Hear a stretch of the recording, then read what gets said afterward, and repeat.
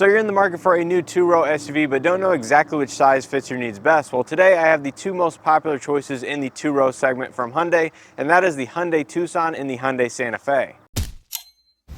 Now, both these vehicles beside me are found in their limited trim level, which is the highest level offered on the Tucson and the second highest offered on the Santa Fe. And even though they share the limited name, they are fairly different in terms of powertrains, as the Santa Fe offers a 2.5-liter turbocharged engine with 8-speed wet dual clutch, and the Tucson offers the naturally aspirated 2.5-liter with the traditional 8-speed automatic. And even though the limited trim level might be the best one to show you guys in terms of a comparison, might not be the most popular choice in the lineup, given the overall higher price points. Now, however, these are the only two vehicles that I have that are equivalent that I can show you guys in today's video, but hopefully I can show you guys a lower trim level comparison between these two here in the very near future. But let's not waste any more time and take a look at what the Tucson and Santa Fe have to offer in terms of price, size, as well as just overall packaging. So I just want to mention quickly before we begin this video is that I have a separate walk-around video on each of these vehicles behind me, both the 2023 Tucson Limited and the 2023 Santa Fe Limited. So make sure to check those out if there's anything in this video that did not answer your questions, or you just want to see each of these vehicles a little bit more in depth. And on that same note, if you're curious about anything that changed for the 2023 model year on both the Santa Fe as well as the Tucson and other Hyundai models as well,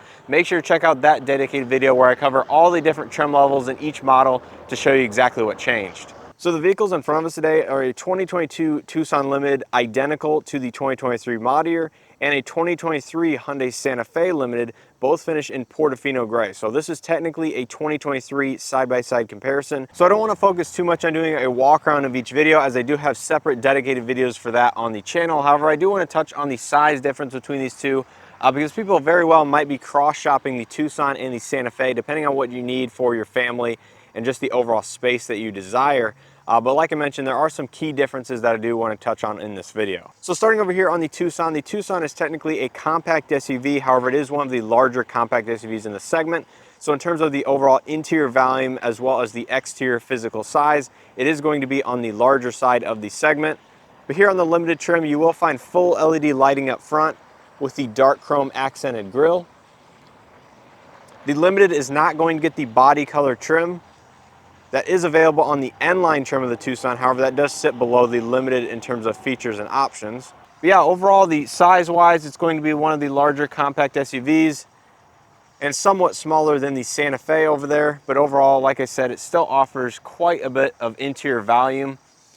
Out back, you do have LED tail lights that kind of run across the tailgate, incandescent turn signals, and reverse lights down below on the bumper. I think a lot of people do enjoy the Tucson's design language, which is a little bit more, I guess, edgy or polarizing, if you will, compared to something like the Santa Fe. Now, in terms of the Hyundai Santa Fe, this is technically a mid-size SUV, so it's going to be larger than something like the Tucson or any compact SUV on the market. I'm not exactly sure where this sits in terms of the competitors in the mid-size segment, although I'm sure it's very competitive in the overall physical dimensions. Up front of the limited trim, you will find full LED lighting as well, but this one has the bright chrome and satin chrome exterior design versus the darkened chrome over there on the Tucson. You still get the black accent trim on the bottom. You have to step up to the calligraphy to get the body color accents. But overall, just a little bit more of the bright and chrome look here on the Santa Fe. It does have a little bit more squared off back end as well. It doesn't slope down quite as much back here, which will definitely lead to more interior space. And out back, you will find LED taillights with incandescent reverse lights and more of that bright chrome or satin chrome accent design out back. And this one does have the accessory tow hitch option as well. But overall, the Santa Fe does offer a little bit more mature design, I would say, versus something like the Tucson over there. So stepping inside the Tucson's driver's seat, you're going to find fairly premium materials on the inside. You're going to have a soft touch door panel for the upper section, including up here near the window, some cloth trim, as well as a padded armrest with some accent stitching. Gloss black around all the window and mirror controls. Power windows, mirrors, and locks. However, there is no power folding option for the mirrors. Power driver's seat with two-way power lumbar. Accent piping. This is the black leather interior. So stepping inside the Tucson, you're going to immediately notice the fairly unique dash design as well as the infotainment integration. This is one of the fairly large differentiators between the two vehicles. and whether or not you like all these touch sensitive buttons and the overall console layout. But it is something I wanted to highlight as a big difference between the two, because it's definitely something to consider and something you interact with on a daily basis. Now, stepping inside to the driver's seat of the Hyundai Santa Fe, you're going to find fairly premium materials once again. Nice soft touch door panel overall up top, as well as the armrest with some padded accented leather. Power windows, mirrors, locks. You do have power folding mirrors on the Santa Fe Limited and up. Both of them will feature the memory driver seating. You have a nice premium wave pattern to the speaker grille. Power driver's seat with power leg extension, which is a feature that is not offered on the Tucson. You do also have four-way power lumbar adjustment. But again, this is the black leather interior with accented piping.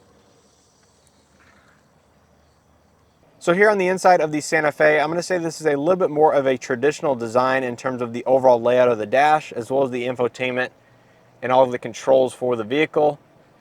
But you can see there's much more physical buttons here on the center console. I think the overall design is just a little bit more traditional, and it does have nice premium materials on the outside that kind of lines it with leather and stitching, which to me is a little bit of a step up over that of the Tucson. Now here in the front seat of the Hyundai Tucson, you're going to find a fairly spacious interior. Now I've gone ahead and adjusted the driver's seat to my rough driving position, and overall it is very comfortable. I have plenty of knee room below the steering wheel and around the center console area. My arm is nicely padded on the center armrest as well as the door panel. It is going to be fairly spacious, however it is slightly smaller width-wise versus something like the Santa Fe. And in terms of overall seat comfort here in the front of the Tucson, I think these seats are fine. I think the leather is a decent quality. Overall, the shape is very comfortable. I have no major complaints, but overall, I'd say the Santa Fe is slightly more comfortable. Now, the back seat of the Hyundai Tucson is definitely going to be one of the key selling points. As you can see, the step-in height was very easy. The overall door opening is fairly large. And as you can see from sitting behind myself here in the driver's seat, I have roughly 8 to 10 inches of rear seat legroom. Plenty of foot room. I have the seat all the way down here in the front, so there's still plenty of foot room. Rear AC vents, USB charging ports here in the Limited trim. Headspace, I have probably 3 to 4 inches of headroom, even with the panoramic sunroof option here in this Tucson. But overall, a very spacious interior. Using this lever on the side of the rear seats, you're going to have reclining rear seats. So you go ahead and recline the seat fairly far back. Definitely a nice feature for longer road trips. The Santa Fe is going to have most of these options as well, but for a compact SUV, I think the Tucson offers a very spacious rear seat. Now, stepping into the back seat of the Hyundai Santa Fe, you're going to notice a slightly higher step-in height as well as seat bottom height than that of the Tucson. But again, that should be expected given that these SUVs are in different segments. But overall, the door panel is going to be very premium. You do have rear manual sunshades here in the Santa Fe. That is not found on the Tucson. You still have heated rear seats in this Santa Fe. Overall, rear seat legroom is going to be very similar to that of the Tucson. So sitting behind my rough seating position, again, I probably have somewhere around 8 inches of legroom. Plenty of foot room, even more than that of the Tucson. And again, this seat is almost all the way down as well. Rear AC vents, USB charging ports, as well as a 120 volt outlet here in the Santa Fe. So that is a bonus over that of the Tucson. Overall headroom is going to be very similar to the Tucson. It might be actually an inch or so less. But again, I still have pushing 3 inches of headspace, even with this sunroof. The interior of the Santa Fe is going to be very nice in the back seat. But in terms of overall comfort, in terms of front and rear seats, I will say the Santa Fe is just more comfortable. There's more cushion here on the bottom. I think the leather is a slightly softer, maybe higher quality material. You still get the reclinability here on the side, so you can go ahead and pull this lever. The seats do recline just as far, if not farther, than the Tucson. So again, that is a nice feature for road trips, but overall, I would say in terms of comfort, the Santa Fe is definitely going to be a little bit more comfortable. Now, in terms of overall cargo space behind the second row seats, you're going to find a lot of room here in the Tucson, again, for this size of SUV. Here in the Limited, you're going to have a cargo cover, so you kind of keep yourself private. You have some of the accessories that this one's equipped with. In terms of underfloor storage, though, there really isn't underfloor storage here in the Tucson. You have a spare tire down below. You do have a dual level floor, so you can move this floor down about 2 inches. So if you need a little bit of extra height beneath that cargo cover, you can adjust this floor to do that. But overall, there's not much underfloor storage except that of around the spare tire. You have second row seat releases, so you can fold the seats down from back here in the Tucson. They are manual. You have a 12 volt outlet as well as a light here on the left side of the trunk. but overall it is fairly spacious. I'm touching the rear seat headrest here in its normal upright position. As you can see, I'm leaning over just a little bit. There is a fairly large space here in the back of the Tucson. So in terms of cargo capacity here in the back of the Santa Fe, it's going to be very good. You're going to immediately notice though, the lift over height of the trunk lid here is going to be higher than that of the Tucson. That does have a fairly low lift over height, so keep that in mind while looking at these two vehicles. But in terms of overall space, it is going to be slightly larger. You have your subwoofer on the left side of the vehicle, so that is opposite of the Tucson. You have your power release second folding seats here on the right side, as well as a 12-volt outlet, so you don't have manual levers to fold the seat backs.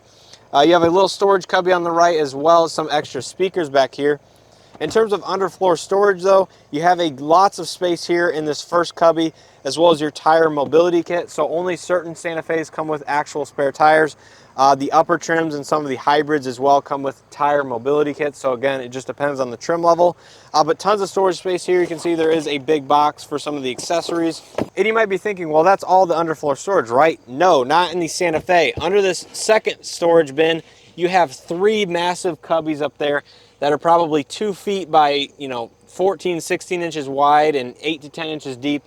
They are very large, and that is definitely one of the key differences, along with the slightly larger interior volume behind the rear seats. I have to bend over a little bit farther to touch the rear seats, but the key difference is a lot more underfloor storage here in the Santa Fe versus the Tucson. Now the final main point to cover in terms of difference between these two vehicles is the powertrains available. Now here in the Santa Fe Limited and Calligraphy, you get the 2.5 liter turbo with 281 horsepower and 311 pound-feet of torque through an 8-speed wet dual clutch transmission. This can be sent through either the front wheels or all-wheel drive depending on how they're equipped. This particular one is equipped with all-wheel drive. Now in terms of the Tucson, all gas Tucsons are powered by the same 2.5 liter naturally aspirated 4-cylinder engine that puts out 187 horsepower and 178 pound-feet of torque through either the front wheels or all-wheel drive depending on how it's equipped, and an 8-speed traditional automatic transmission. Now it's worth noting that the Santa Fe and its lower trim levels, including the SE, SEL, and SEL Premium, are equipped with the same 2.5 liter naturally aspirated 4-cylinder engine as the Tucson. So only the Limited and Calligraphy trim levels get this turbocharged engine, whereas all the other trims get the naturally aspirated 2.5. And in terms of hybrid and plug-in hybrid powertrains of both of these vehicles, that are actually powered by the same 1.6 liter turbocharged engine paired to electronic motors and of course battery packs in both the hybrids and plug-in hybrids. So they're both available with hybrid and plug-in hybrid powertrains. So that's going to wrap up this video of the side-by-side comparison of the Tucson and Santa Fe. If you guys enjoyed this video or found it helpful, please hit that like button below. It greatly helps out these videos and the channel. And speaking of helping out the channel, make sure to hit that subscribe button if you guys are not subscribed. And like I mentioned earlier in this video, I have full walkarounds of both the Santa Fe Limited and the Tucson Limited, including the 2023 mod year change videos as well. So if you're curious about any other automotive related content here on the channel, make sure to check it out. And like I mentioned earlier on this video, I have full walk-around videos of both the Santa Fe Limited, the Tucson Limited, as well as other trims coming here shortly. So make sure to check those out. If you're interested in those, I go a little bit more in depth overall in terms of the features and options available on the trim levels. And I also have 2023 mod year change videos. So if you want to know exactly what changed on every trim of these models, make sure to check those videos out. And finally, to wrap up this video with pricing information, now both these vehicles are all-wheel drive, so that is the pricing I will discuss. So the Tucson Limited all-wheel drive is going to be right around that $39,000 mark, maybe a little bit more depending on the paint color, as well as the accessories that are included with the vehicle. And the Santa Fe Limited all-wheel drive is going to be right around that $43,000 mark, again, depending on the paint color and the accessories. So the actual difference in price is going to be right around that $4,000 mark, which I'll go ahead and put the exact figure up on the screen. But to me, that is actually relatively small considering the overall size and the difference in powertrains between these two vehicles. $4,000 in the grand scheme of things, 10% of the overall vehicle cost. Yeah, it's a good chunk of money, but again, if you need a slightly larger vehicle or want one that's a little bit more luxurious overall, I think the Santa Fe is definitely the way to go. So once again, hopefully you guys enjoyed this video, and as always, hope to see you guys in the next one.